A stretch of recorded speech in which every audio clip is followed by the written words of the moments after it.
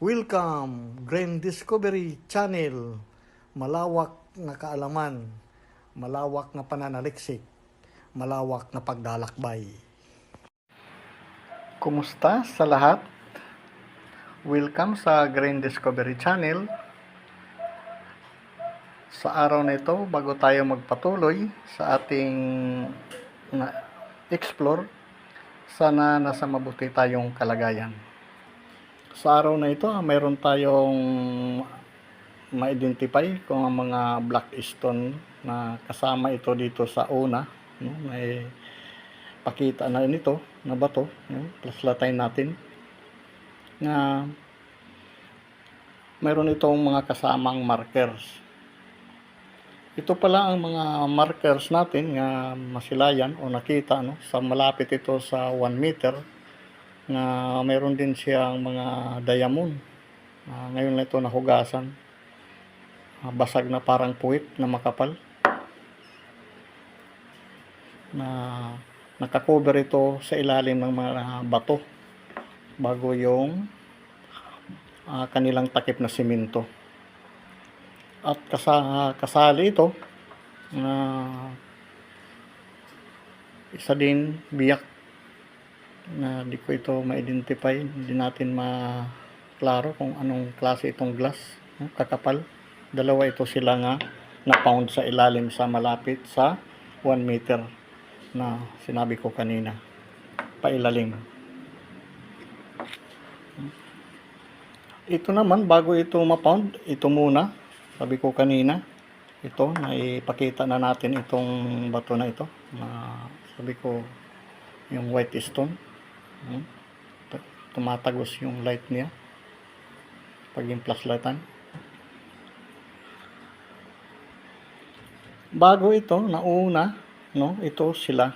Yung hinalo ito sa simento nga ang color niya sa matigas na green ang color ng simento.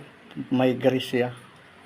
Pagkatigas. Hinalo ito ng mga stone itong black na ng mahugasan na ito na siya, nakabalot ito ng mga simento na matigas na pag tinamaan nga ng barit hindi man itong siya mabasag, para siyang kinating na ito.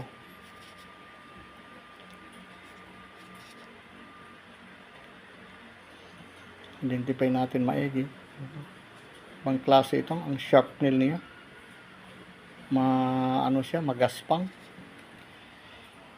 At saka ito naman para siyang makinis na ano siya, rough siya. Ayan, oh.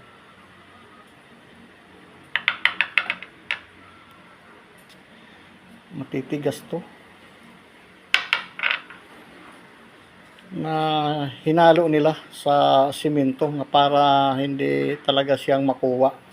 Kung may ano ito, may mabasag, madala ito sa mga malalaking tipak, ay hindi ito makukuha ng mga ihinalo nila. Sabi ko kanina na ito yung mga markers at mga sign. Ang kanyang puwit ay diamond. Ayan.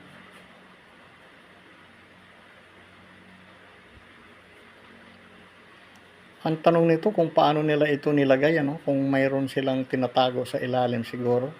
Nakaka-amazing itong discover natin na mga binasag nila na mga bottles or kakapal kung ano ito. Parang symbol ito ng diamond ang puwit. Kasali siya. Makintab lang ito kay hinugasan or binabad. Baka may kontaminado ito. Magsiguro lang at hindi natin alam ang kanilang mga chemicals na kung sakaling may nilagay sila, mga ka-discover. Ito hindi na tayo gumamit ng glove dahil naibabad na ito sa sunrock.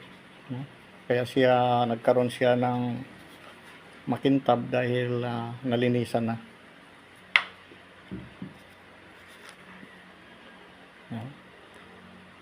Ito Ito naman siya, parang green siya na di pa na ito na paisuri, ano? Na parang mga natural stone ito. Malalaman natin ito sa susunod kung maano ito ng ating mga selector sa precious stone. O natural ba or mayroon ito related sa treasure, mga ka-discover.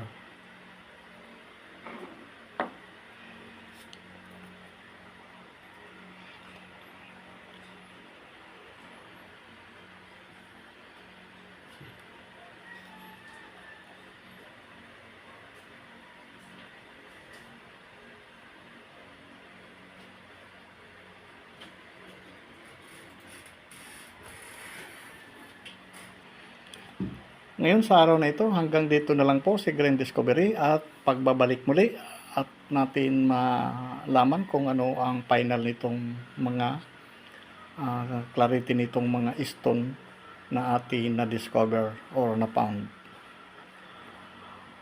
At sa lahat, maraming salamat uli at nating nakita ang mga ito at kung paano natin ito ma-identify ng maigi.